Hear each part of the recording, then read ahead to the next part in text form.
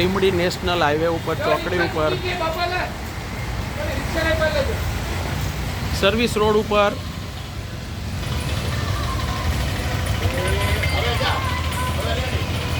એવડો મોટો ખાડો પડી ગયો છે.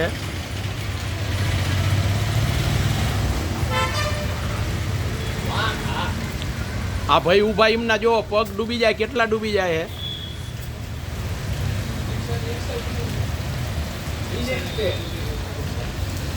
એવડો મોટો ખાડો છે. આ રિક્ષાનું આગલું વ્હીલ એમાં પડ્યું તો ભાંગી ગયું. એક્સલ પણ ભાંગી ગઈ છે એમ કહે છે.